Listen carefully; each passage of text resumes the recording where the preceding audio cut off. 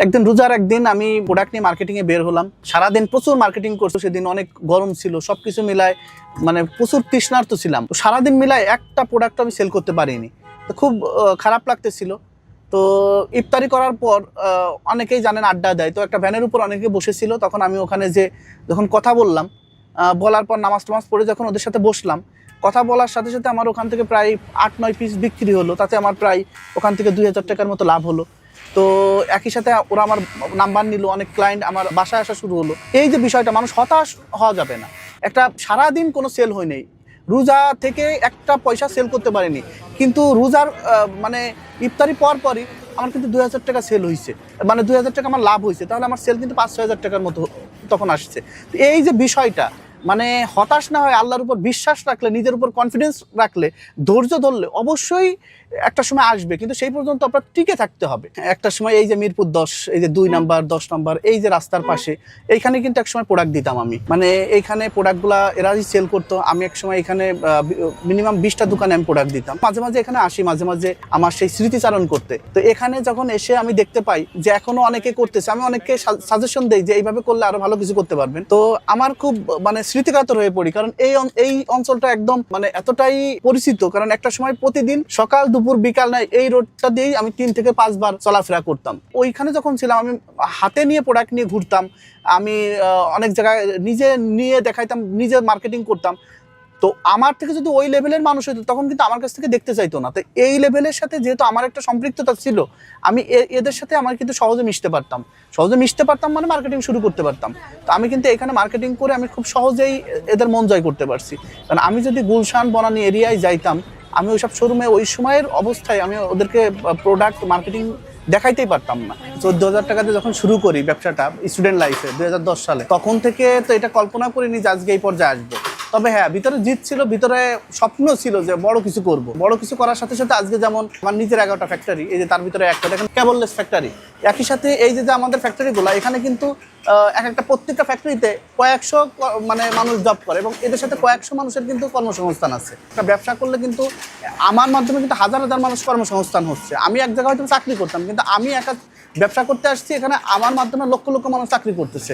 তো এটা আমি এই পথটা যদিও খুবই অমসৃণ ছিল, মসৃণ ছিল না, কিন্তু আমি বুঝি যে একটা মানুষ যদি মন থেকে চায়, অবশ্যই সে অনেক কিছু করতে পারে। জীবন উন্নতি করতে হলে তার ডিকশনারি থেকে একটা জিনিস বাদ দিতে হবে। ধরি, বুঝি নাই, জানি না, বুঝতে পারিনি, আর হবে না, সরি, এবারের মতো ক্ষমা করে দেন, এই শব্দগুলো বাদ দিতে হবে।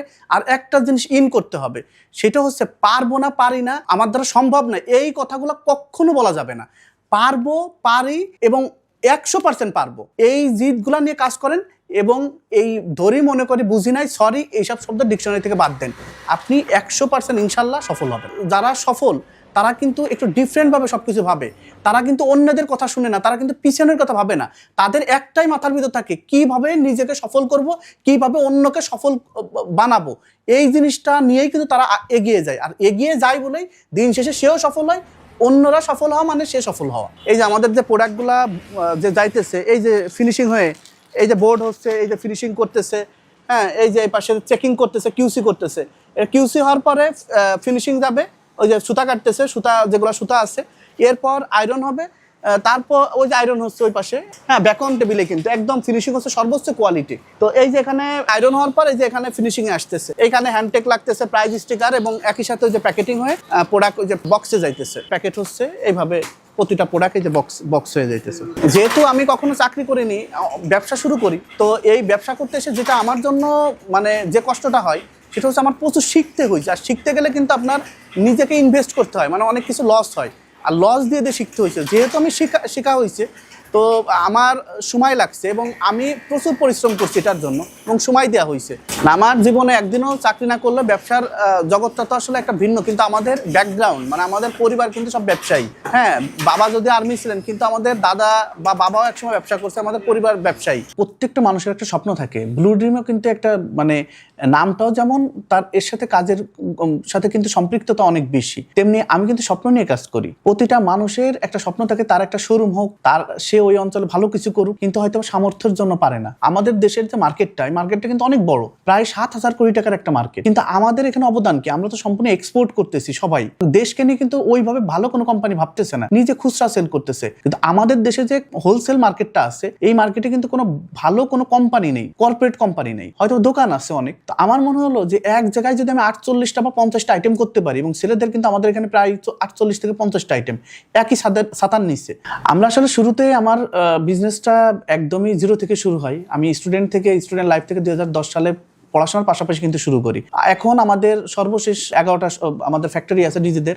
সর্বশেষ একটা বিল্ডিং, আমি 8তলা বিল্ডিং, নিজস্ব বিল্ডিং উদ্বোধন হয়েছে, ওখানে 5টা ফ্যাক্টরি চালু হয়েছে। মানে এখানে যে 48টা আইটেম, তার জন্য আলাদা আলাদা ফ্লোর, আলাদা আলাদা স্টোর, আলাদা প্রতিটা স্টোরে আলাদা আলাদা প্রোডাক্ট। এই যে সবাই আলাদা আলাদা সার্ভিস দিচ্ছে, এর জন্য আলাদা সেলসম্যান আছে, আলাদা কল সেন্টার আছে, আলাদা ম্যানেজমেন্ট আছে, আলাদা মানে এই যে সব 22টা ডিপার্টমেন্ট, আলাদা আইটি আছে, আলাদা গ্রাফিক্স ডিজাইন আছে, আলাদা মিডিয়া টিম আছে, সকল ডিপার্টমেন্ট মিলাই কিন্তু কোম্পানিটা চলছে।